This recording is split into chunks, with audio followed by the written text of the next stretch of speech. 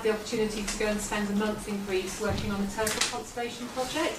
I'd really like to talk to you more about the particular project as well, because it was a fabulous project, and as opposed to a lot of the things that people can sort of sign up and do as volunteers, it was not very expensive, firstly, and secondly, it was very, very definitely that the volunteers were really doing the really key, important, critical conservation work. Nobody was manufacturing a job for you to have something to put on your CV. You were definitely hands-on doing conservation work, which I don't think is always the case.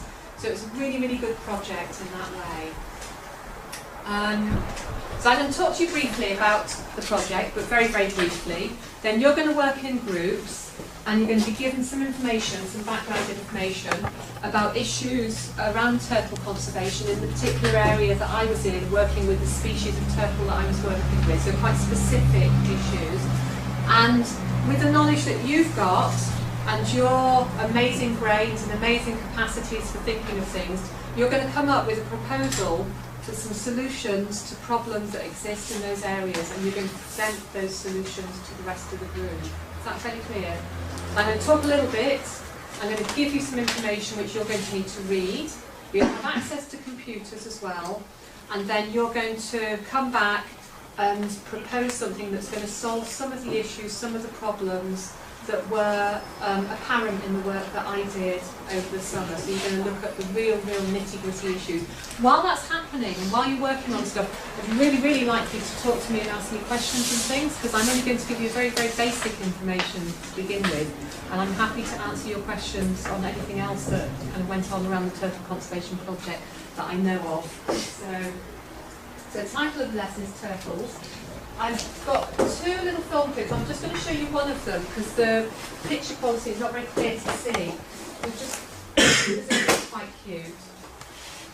So let's just skip the ad. Full screen. So these are baby loggerhead turtles. They're the ones that I was working with. Caretta. These particular ones actually aren't in Greece, and there's a volunteer of some description there helping them out of their nest. But you can see the egg chamber, so this is where the turtles were all hatching. Typically a mother turtle will lay between 80 and 120 eggs in an egg chamber like that. And actually the hatching of the turtles and getting out of the egg chamber is a team effort. They can only do it as a team. So a single turtle on their own couldn't possibly get out of that. So it's really important that the group of turtles are emerging from the egg chamber together. Tends to take about 3 days or 3 nights, because they generally hatch at night. The lower temperature stimulates them coming out. So it takes 3 nights for them to hatch. So they won't all come out at the same time. Really important in turtle conservation work is looking at tracks. So you can see all around this egg chamber tracks that have been made presumably by previous hatchlings coming out of this nest. One of the really important things that we were doing all the time was looking at tracks and learning to read tracks and find out what they told us about what turtles are doing.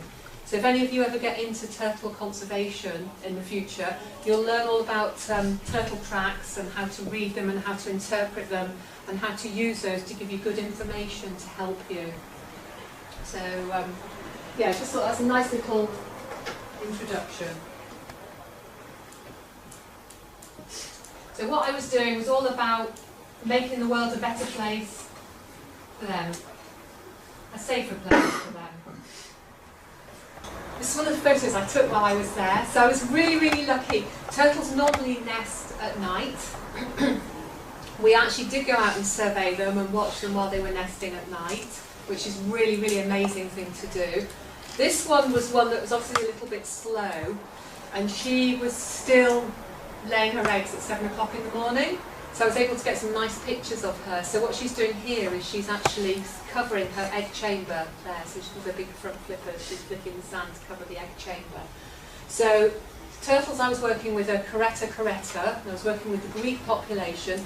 Globally they are an endangered species. There's different populations that nest in different areas of the world, but each one is endangered in its own right.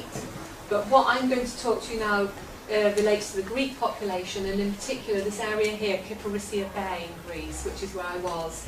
So I'll show you where that is exactly. Anyone been to Greece?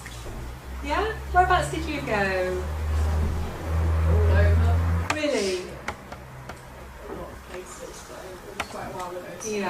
How about you? Yeah, same sort of, just went a little car and just drove around. Brilliant. Oh, how amazing. How about you? So you went? Yeah, I went to Crete. Aha. Yeah. So there are actually turtle populations in Crete that are protected. So there are some in Crete. Zakynthos, if anyone's ever been there, Zante it's sometimes called. Kefalonia, with turtles. But this is the area I was, so it's part of the mainland of Greece, the Peloponnese, and I was just on this coast here, where Kyparissia Bay is. So it's one of, there are three kind of main nesting sites on the Peloponnese, that's one of them. I was working with an organisation called Archelon, the Sea Turtle Protection Society of Greece. So there's my lovely picture again, and that's me with my huge backpack before I set off. And my best friend to help me to pack it. So Archelon, the Sea Turtle Protection Society of Greece was the organisation I was working with. So every summer, when the turtles are nesting from about mid-May to mid-September, volunteers come out and work at all the nesting sites. So this was the group of volunteers that I was working with at the time. A very jolly bunch, and the camp cat. So, as I said, it's really, really good hands-on volunteering work. So, what we were concerned about was, we've seen the little turtle hatchlings coming out of the nest, and I've already said to you that each time the female turtle comes on shore to lay eggs, she'll lay as many as 100 at a time. And she can actually lay eggs 3 times in a season. But out of every 1,000 eggs, only one is going to survive. And what the Sea Turtle Protection Society of Greece is all about is helping to increase those odds so that more of those turtles survive, so that more of those endangered animals actually survive to reach adulthood and have babies of their own. Also protecting the adults as well, so that they're able to produce more young to keep the species going. So some of the problems that they encountered were really quite specific to the area. Big one was predation. So this little picture, these are turtle tracks here, okay? So the turtle is going up to the beach to lay her eggs or coming back from nesting on the beach. And these are dog tracks. So at some time, there was a dog around that nest or around that turtle. We don't know which, because we saw these tracks in the morning. The nesting had happened at night. But there was dog involvement there. So that was one of the things that we looked for. I'm just going to pop the lights back on. And one of the things that we have to kind of guard against. So the first time I went out on a night survey, there was me and a Dutch guy called Mike, and our main remit was to prevent the turtles from being attacked by 2 Dobermans, which wasn't like my favourite thought for the night. But anyway, Dobermans didn't come near, which was good. Economic development, I'm sorry, I seem to have lost the T on the end of that word. So Greece was in the news a lot over the summer, wasn't it? There were lots of economic problems going on in that country. And in a country where there are economic problems, it's very, very difficult for people to put conservation high up on their agenda, isn't it? The area where I was working was very pristine, 15 kilometres of very beautiful sandy beach with very little tourism. And there was a lot of pressure to develop this area, which probably wouldn't have been so helpful to the turtles, but may have brought in some money. Somebody wanted to build 50 houses behind the beach. In order to build 50 houses, there had to be road access to the houses. So one night, somebody came along with a bulldozer and created this road through the dunes behind the beach. So this was an illegal road that was running along behind the beaches that we were working on. Kind of along the same theme really, vandalism. If you've got local people who are maybe not very happy, who are seeing conservation as perhaps not a big priority, they can think that we're actually getting in the way of their success, we're getting in the way of their making their living by stopping people doing certain things on the beaches. It's a problem. And the result of that was sometimes people would vandalise nests. So this was a nest that we protected. And when you open your folders in a moment, you'll see what a protected nest looks like. But they have bamboo canes holding a grid over the egg chamber in place. All the bamboo canes have been taken out, and the grid that protected the egg chamber had gone. So we actually found where the nest was, and we were able to re-protect that one. But vandalism was quite a problem. Inundation, so that's just a natural problem really. So although it wasn't a sea with big tidal range like we have at home, the Mediterranean doesn't have tides like we do, there was weather that caused swells and big waves and so on, and sometimes the nest would be actually flooded like that. So there's a nest under there, there's an egg chamber under there. What sorts of problems are those developing eggs going to have once there's a whole load of water on top of them? Yeah? They lose heat. They're going to get cooler, yeah, they're going to lose heat.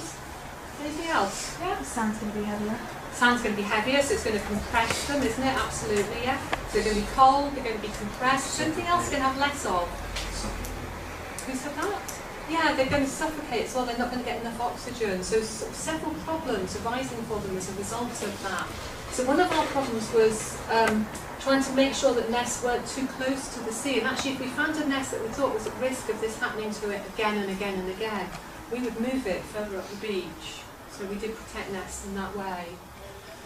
Interestingly, who said anything about temperature? Yeah? Does anyone know anything about temperature and reptile eggs hatching? Yeah? Affects gender, doesn't it? It affects the gender, yeah. Yeah. Do you know how? Which way it goes? No. Okay, so we've got a 50-50 chance there, haven't you? Warmer temperatures, you produce more females, cooler temperatures, more males. Yeah? Now, in some respects, a certain amount of inundation on the Greek beaches was quite handy because the sand tends to be quite warm, so you tend to have a predominance of female hatchlings. So some inundation meant cooler temperatures. As long as it was warm enough for them to hatch at all, it meant that you'd get more males. Okay, so that was quite good in terms of keeping a nice gene pool, lots of potential mates for the females that were produced, keeping lots of genetic variation within the population. It's a quite healthy thing in some ways too.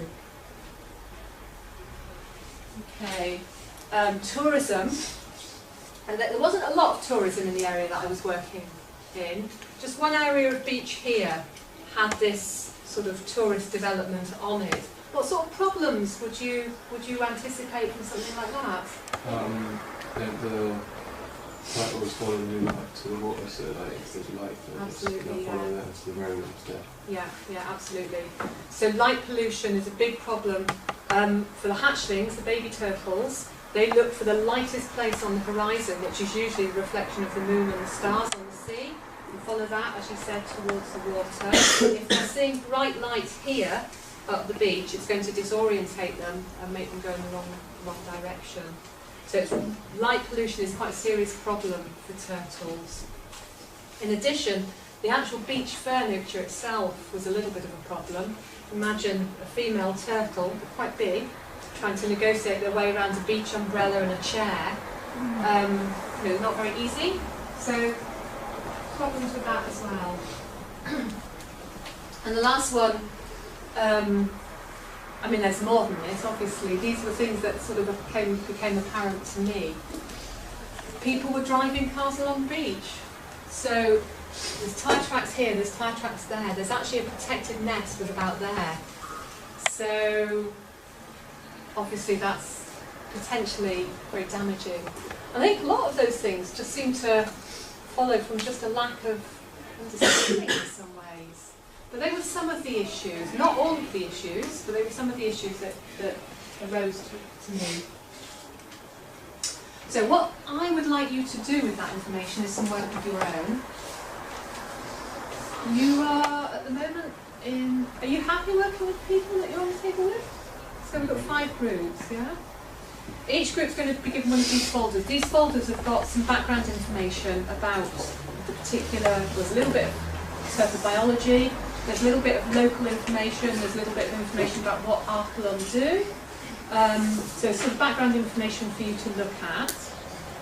what you're going to do with that background information is you're going to, I said a group of 3, you're going to be slightly more than 3 in the groups. You're going to produce an action plan to present to the Greek Environment Minister. Now the Greek Environment Minister is actually, he was the only Green Party member of the Greek Parliament. He came and visited the area. He's very concerned about what's going on and trying to keep the turtle population protected.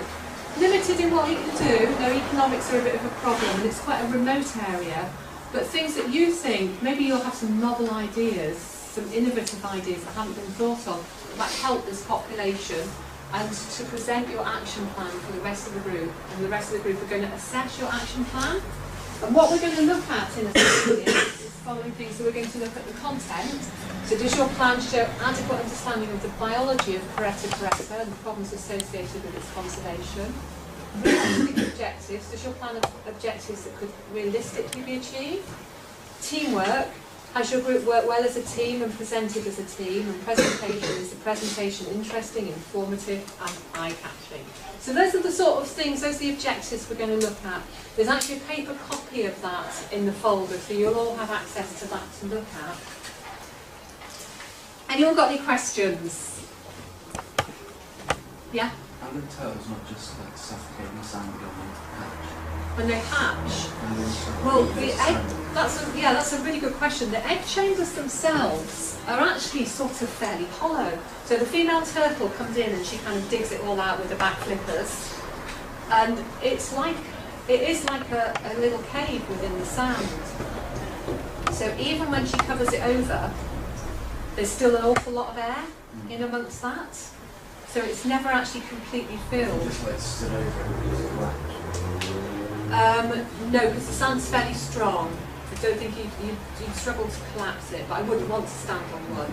But when we were looking for them, so when you find tracks of a turtle and you're looking for a nest, what you have to do is you dig by hand in the sand where you think the egg chamber is going to be, and you stick your fingers into the sand all over the place. And if your fingers go through and then you feel a hollow, it's almost like they sort of go into, somebody says it's like feeling like you're sticking your fingers into a cloud rather than sticking them straight into the sand, then you know you've hit the egg chamber. Any more questions? Everyone's good with what they're doing, yeah? Okay, so the only other question is timing. We are here until 4 o'clock, aren't we? Yeah? So I would say at 3:30 you need some ideas to present to the rest of the group. That's not very long, is it? So you're going to have to be really, really quick and get some ideas together that you can present. Like the cars. So I talked briefly about a few of the problems. There's some more information on the sheet. There's some basic biology. Things to help guide solutions to the problem. It could be The people who randomised that, you know, they're damaged and you know who did it, so you can give them a fine.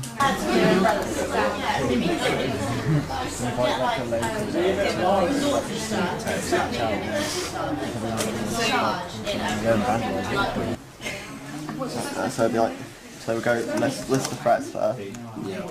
Yeah. That's like those fun. Yeah, that's how it's got that. Good. Alright. So do you want the threats from man first? The video I took when I was singing with them. It was huge. Yeah. And they were just coming right up with us. So were you aware of any of the conservation measures that were going on over there?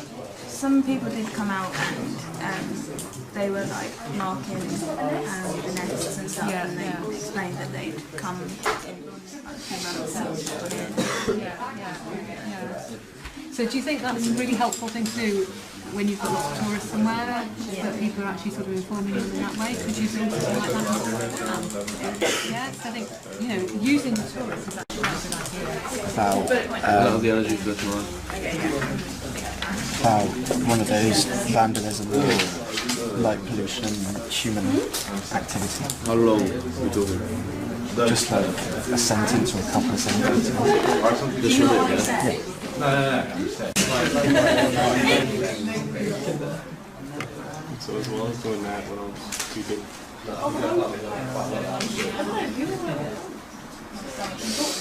we went on posing on beaches. About writing about good. Wait, what?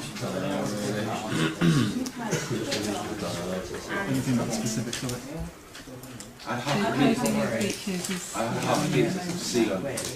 If you know that's a beach where like a lot of turtles lay their eggs, you can make it so you can actually put a law where you're not allowed to build on that space. Keep it as natural as you can.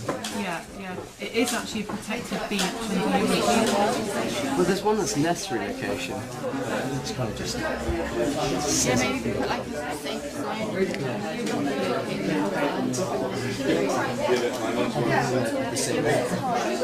So the plan to adequate understanding of the biology of Caretta caretta and the problems associated with its conservation. We're looking for realistic objectives. Does the plan have objectives which could be realistically achieved? We're looking for teamwork. Is your group work well as a team and presented as a team? And presentation, is the presentation interesting, informative and eye-catching? So those are the 4 things we're looking at. Now,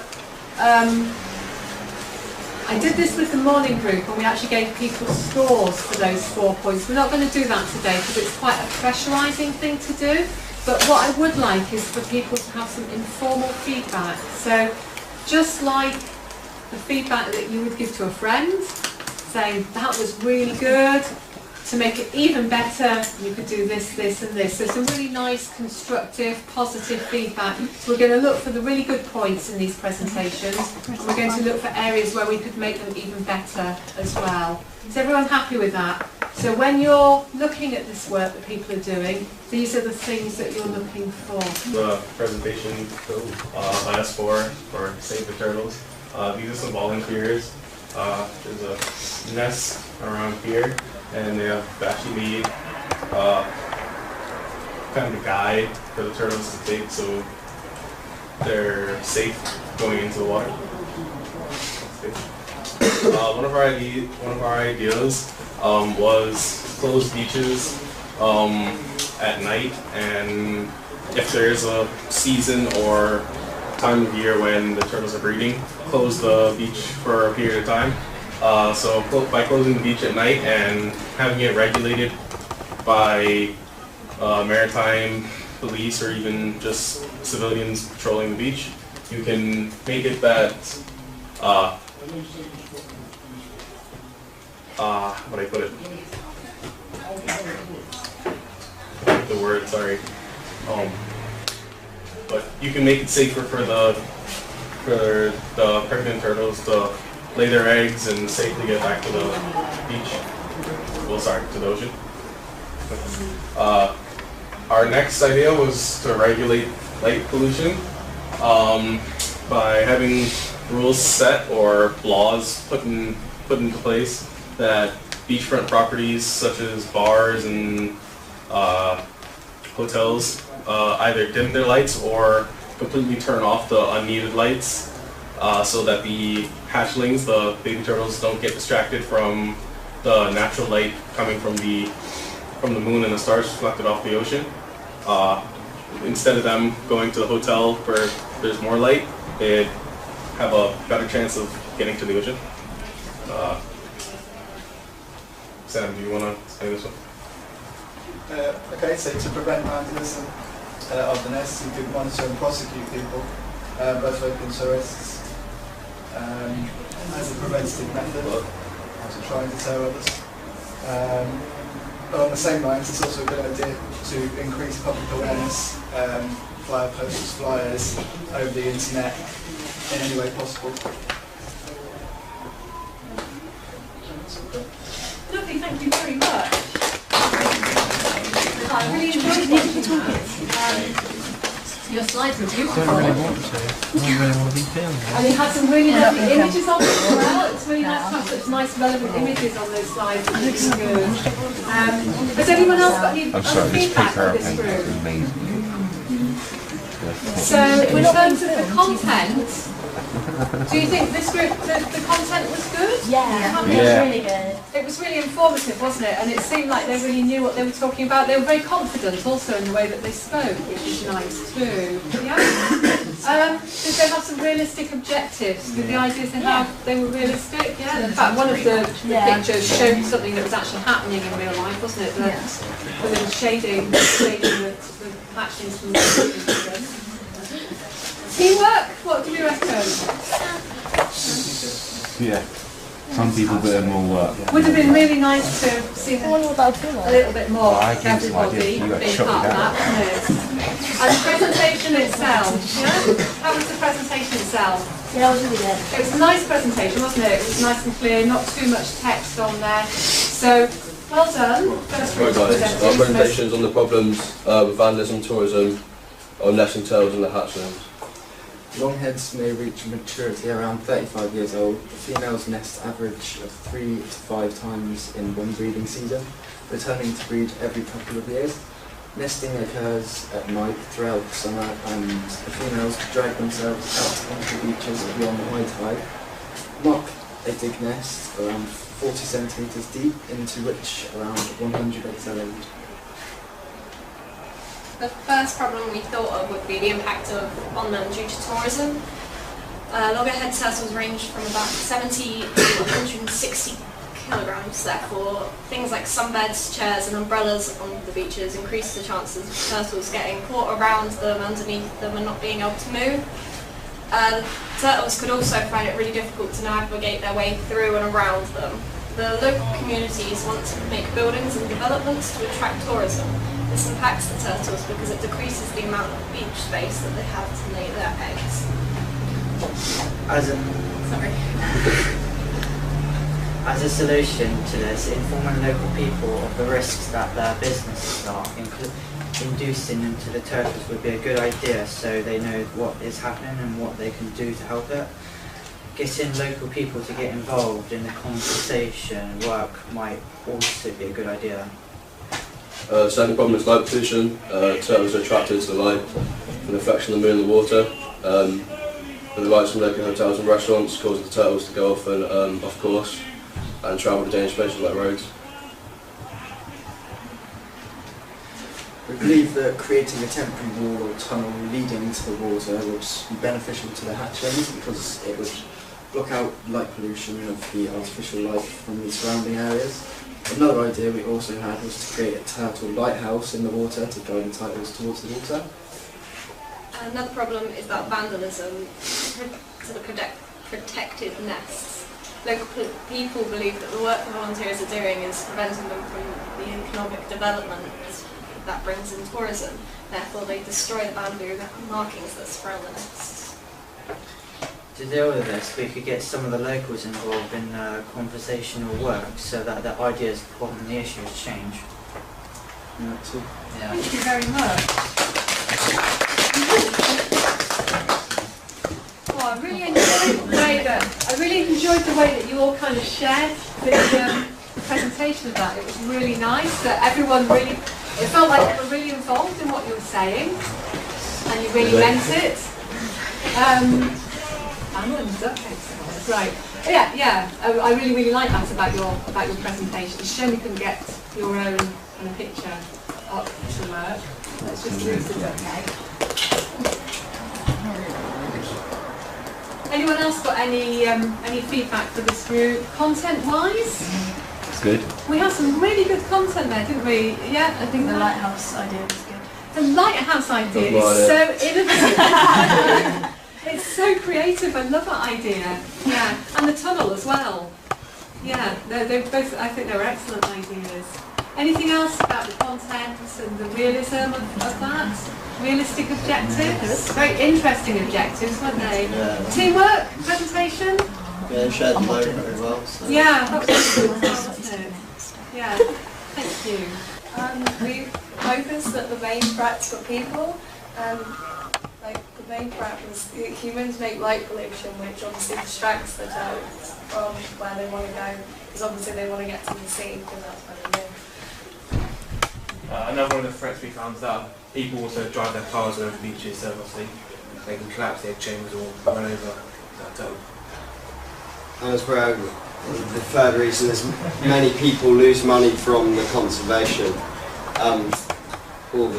around the beach. So they take extreme action, vandalising all the holes and all the cavities and destroying all of the bamboo sheets what direct them to the beach, and this causes a huge problem and could potentially kill many of the baby loggerhead turtles. Alright, so we have come up with a solution. That is my fave up in the corner, named by this one.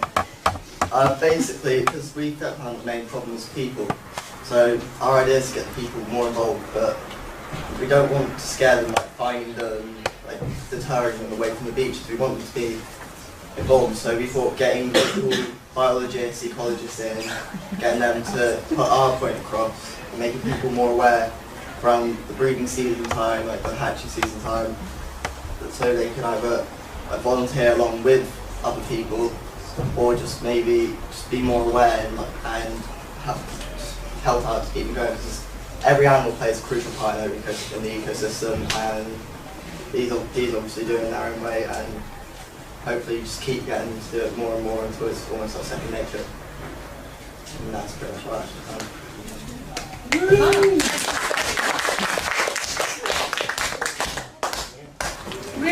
Realistic objectives. A-star. There were some really good ideas there, weren't there? Yeah, so getting people involved, getting local ecologists involved as well. That's an excellent idea. Sort of bringing the community on board.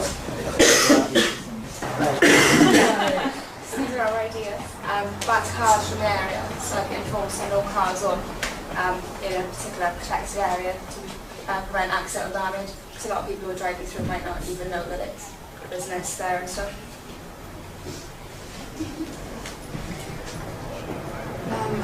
Introduce campaigns in schools and the locals to educate them with the importance of the turtle survival, so they know if they see a nest they can help it.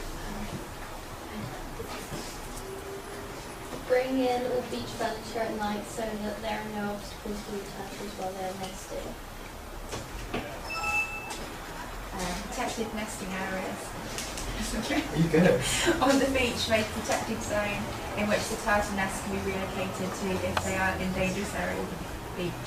This will ensure that the nests don't get vandalised and can further be protected and assisted to the sea when hatching.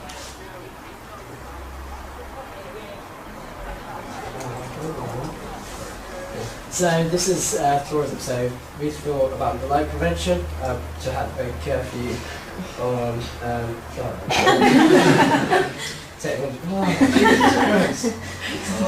So yeah, we thought it would be a good idea for all the bars and hotels to have some sort of light curfew.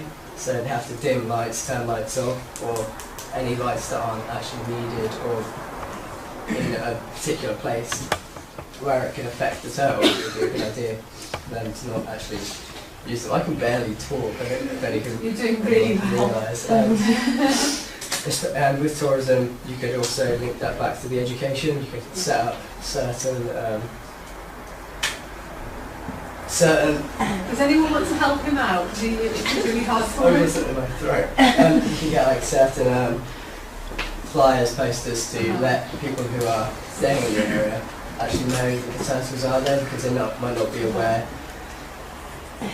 that they're breeding. So And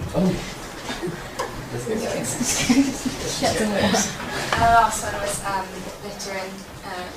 You should introduce a fine people who litter on the beaches, because it's damaging the turtles as well as the ecosystem itself. If there is a balance, this is education and information of people, and I like your idea about light curfew as well. How many other people thought a light curfew would be useful? So, content, we're good with content, Yep, that one, good. realistic objectives, very, very good. Would Resorts using the resorts using red lights work as well, because I know that red lights don't. That's a really interesting point. So go on, carry on. I don't know if it's that the turtles can't see the red lights or they just Yeah, I think it is that they can't actually see the red lights. So if the resort's just changed to red lights during the night, then there's it would be a light. very weird tourist resort, wouldn't it, with all kind of red lighting, but it's an interesting thought. Yeah, maybe some sort of combination of red light later in the evening. Yeah. Yeah, yeah. But thank you very much, everybody. It kind of feels a little bit like one theme ran through everybody's presentation, and that was kind of public awareness, wasn't it? Letting people know, letting local people know, letting tourists know that the more people are informed, the more people know, the more able and equipped they are to help. And that seems to be something that everybody said in a different way, which was quite interesting. I don't know if you agree with me. Do you agree that that seems to be a one thing? Interestingly, you're going to do a whole unit with Angela on environmental interpretation later on this year. So you'll be doing lots and lots of stuff about that during the year. Thank you very much, guys. You've worked really, really hard. Thank you. Before you disappear, can you put all your papers Taylor, that's back your in job, the mate. envelope? Yeah, you've done the other.